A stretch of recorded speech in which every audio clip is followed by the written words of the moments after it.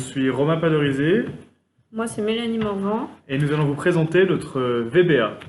Donc, c'est un projet qui facilite les commandes de filaments 3D pour les débutants.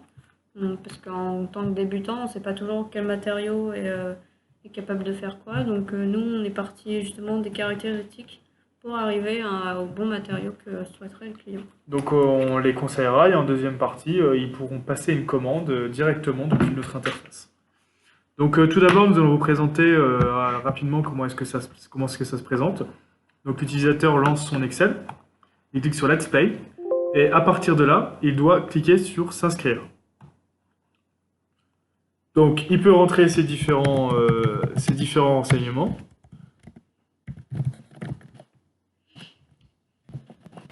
Donc, le nom d'utilisateur, ce sera pour se connecter ou alors l'adresse email avec le mot de passe.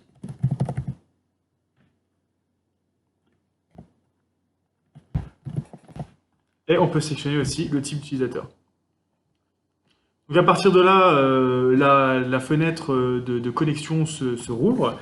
Donc il y a juste à renseigner son utilisateur.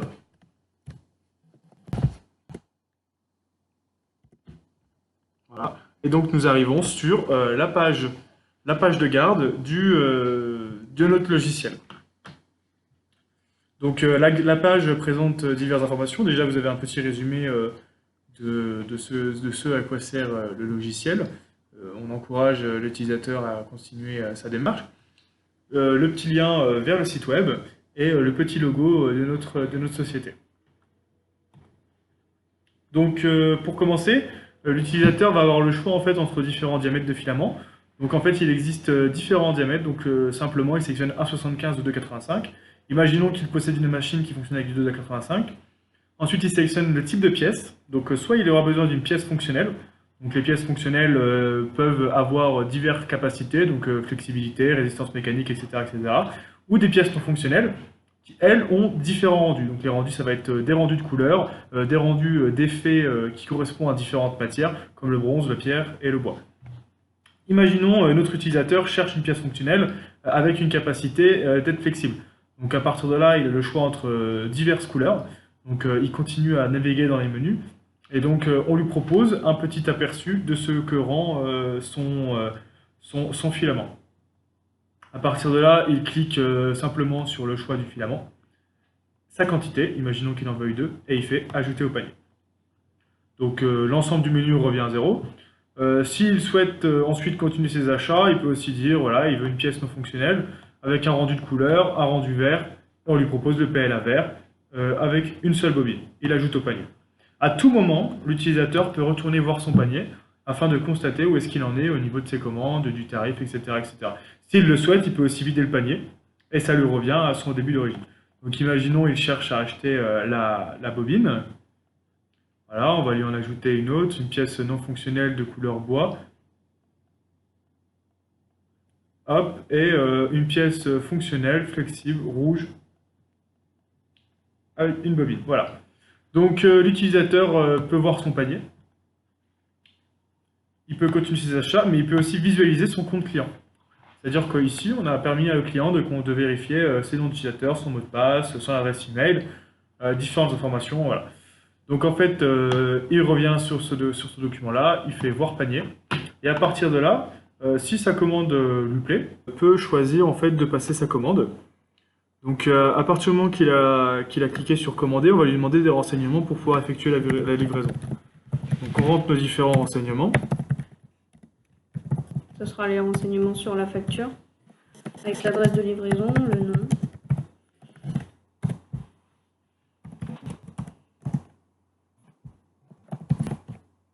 Un numéro de téléphone. Et ensuite, le numéro de la carte bancaire. Donc la carte bancaire, il faut 16 numéros. Comme un vrai numéro de carte bleue. Comme un vrai numéro de carte bleue. Donc là, c'est pareil, il faut respecter le format.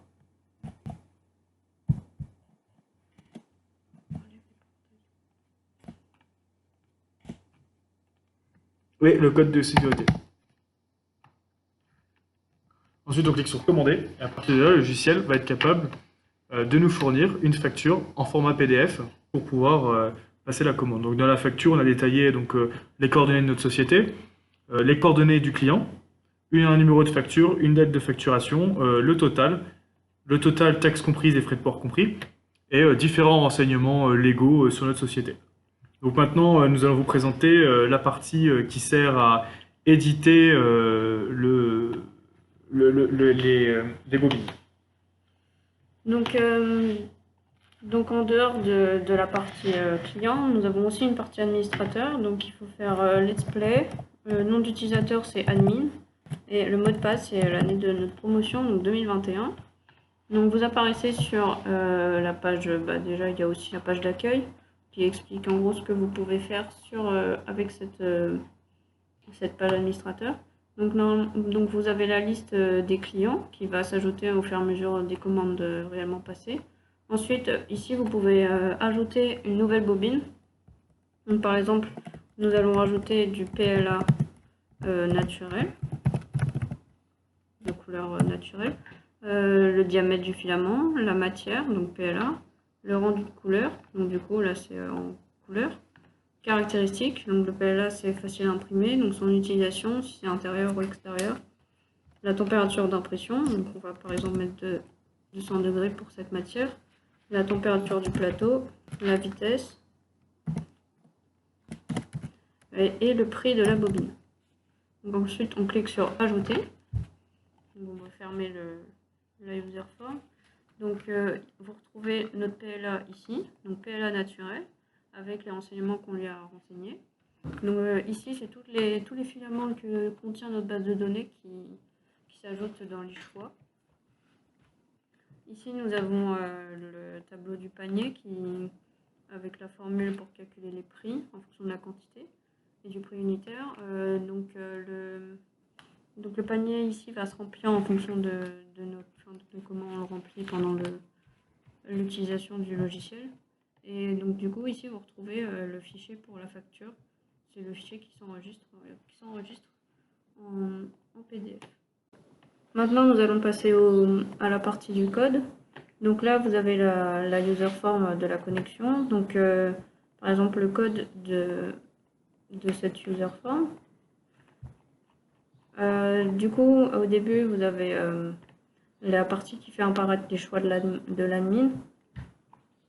Et déjà, on commence par faire une recherche dans le tableau d'enregistrement des différents utilisateurs, pour voir si il existe ou pas les différents renseignements que nous allons rentrer. Oui, ensuite on passe à la partie admin. Donc quand on se connecte en tant qu'admin, ça affiche la partie admin, avec les choix possibles pour rentrer les filaments. Donc le diamètre, la matière, le bois, enfin le rendu et les caractéristiques.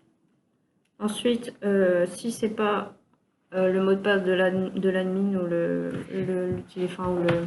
nom d'utilisateur, donc on a aussi donc du coup la partie client.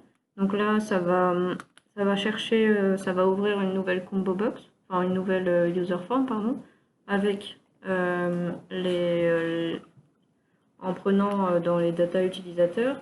Donc ça va afficher son compte client, ça va afficher les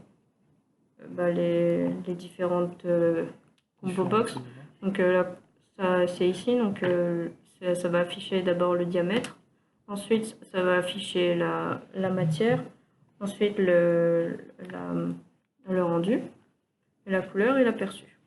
Donc ensuite, quand on clique